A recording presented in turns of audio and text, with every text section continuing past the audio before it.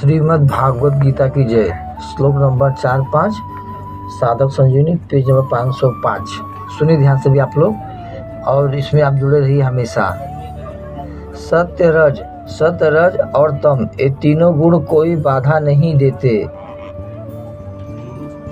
परंतु इनका संग करने से जीव उधर गति, मध्य गति अथवा अधोगति में आता है।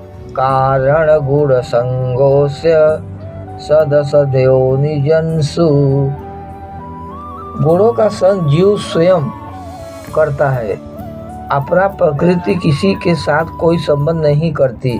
संबंध न प्रकृति करती है, न गुण करते हैं, और न इंद्रियां करती हैं, न मन करता है, न बुद्धि करती है। जीव स्वयं ही संबंध करता है, इसलिए सुखी दुखी हो जाते हैं, इसलिए सुखी दुखी हो रहा है। जन्म मरण जा रहा है, जन्म मरण में जा रहा है। जीव स्वतंत्र है, क्यों? क्योंकि वह परा अर्थात उत्कृष्ट प्रकृति है। परा प्रकृति तो बेचारी कुछ नहीं करती, क्योंकि उसमें चेतना और कामना नहीं है। उससे संबंध जोड़कर उसका सदुपयोग दुरुपयोग करके जीव ऊंच नीच योनियों में जाता है, भटकता है।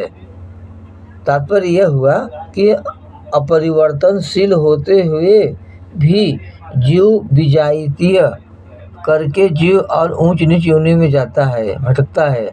जगत के साथ संबंध जोड़कर परिवर्तनशील जगत रूप हो जाता है। इसी अध्याय का 13वां श्लोक। उसकी दृष्टि शरीर की तरफ ही रहती है, अपने स्वरूप की स्फुरता ही होती नहीं। जो हमसे सर्वथा अलग है, वह उस जगत अर्थात शरीर, इंद्रियां, मन, बुद्धि, अहम के साथ अपनी एकता मान ली, यही जगत को धारण करता है। वास्तव में जगत हमारा है ही नहीं। क्यों? क्योंकि अगर हमारी चीज हमारे को मिल गई होती तो हमारी कामनाएं सदा के लिए मिट जाती।